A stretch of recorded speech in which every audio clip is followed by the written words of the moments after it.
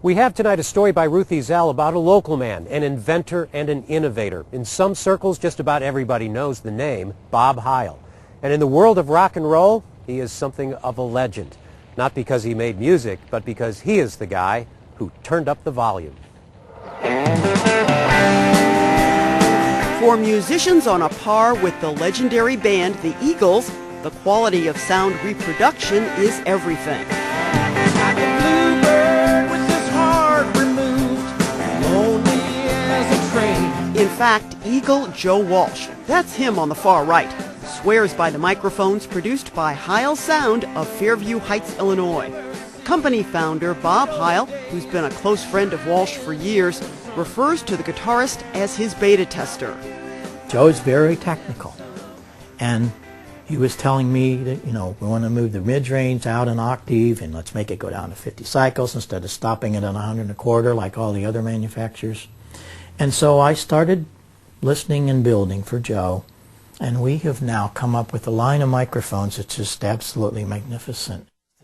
Bob Heil's ability to understand what musicians need to sound their best, then give it to them, has made Heil one of the most innovative and respected people in the world of professional audio. His background would suggest Heil is hardwired that way. He was born October 5th, 1940 in Marissa, Illinois.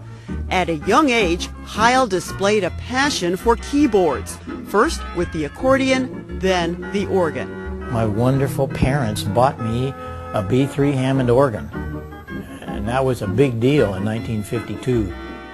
2 years later, a lady from Freeburg, Illinois, Mary Valentine, who went to grade school with my mother, called her and said, I hear you got a kid that plays Hammond organ. And she said, well, yeah, I've only been playing a couple years. Well, I just bought this Hammond organ for our restaurant in Freeburg, and I need somebody to play it.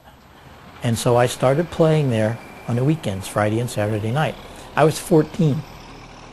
It wasn't long before Heil's talents came to the attention of the late Stan Can, the longtime organist for the Fox Theater in St. Louis. Can gave organ lessons to the teenager for about a year, then let Heil substitute for him at the Fox whenever Can had other engagements. When we first started at the Fox, that organ hadn't been played in many, many years, and it was in bad shape, and we'd have to tune and voice that thing at night after the theater would close. And he taught me how to voice and tune a Wurlitzer pipe organ. That is an art. You do not just walk in and do that. And he taught me how to listen. Heil also learned to repair and build pipe organs as his performing career grew. And if that wasn't enough, he indulged his ongoing fascination with ham radio. I was in high school as a sophomore. One of my buddies got an amateur radio license from the Federal Communications Commission. In those days, you had to take it before the FCC, the test. And I did that, and I got my license. And talk about fall in love with another thing was that. Because I was a ham radio operator that got into building, designing and building. Little did Heil know how his interests would converge when in 1966 he opened a music shop in his hometown.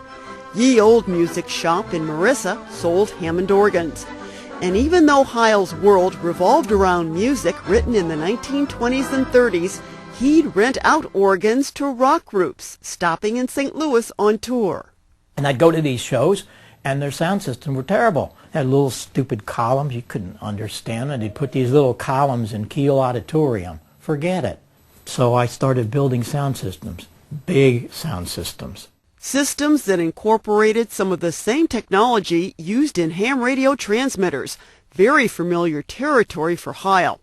At the same time, Ye Olde Music Shop evolved into what was a rarity in its day, a music store with instruments and accessories tailored to the professional musician.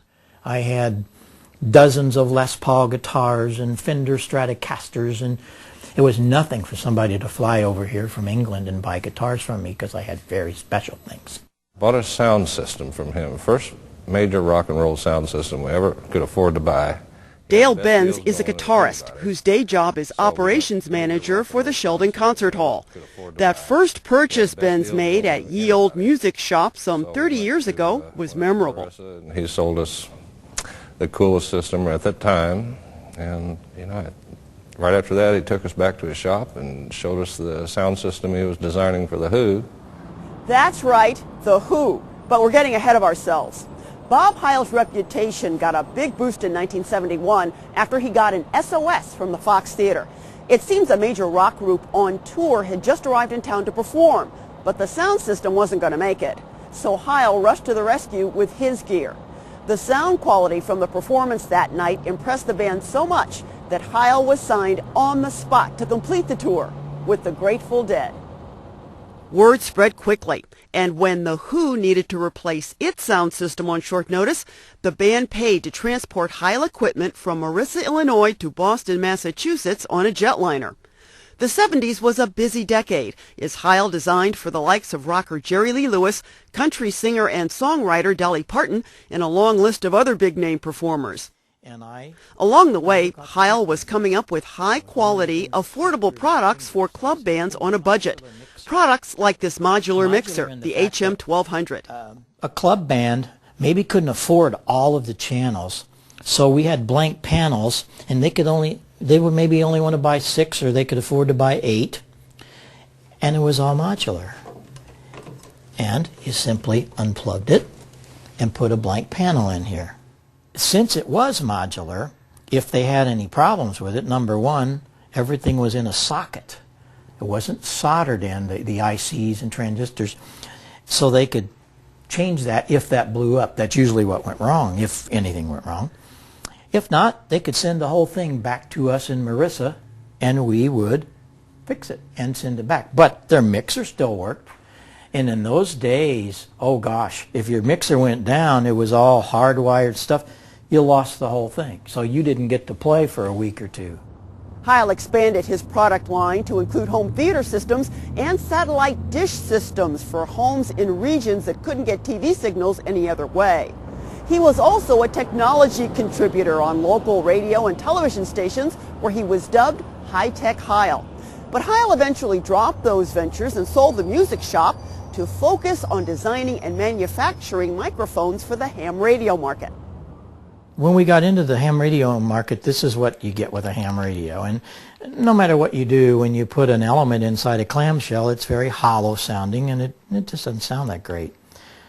And we came up with this, and we've absolutely changed the whole ham radio market, because now they sound like a broadcast station almost, and it's all because of the microphone. And here's where Heil's friendship with Joe Walsh resulted in another great development for the music industry. Walsh, like Heil, is a ham radio operator, and in 2004, Walsh made a surprising discovery. Heil's ham radio mic outperformed the microphone Walsh used for his music.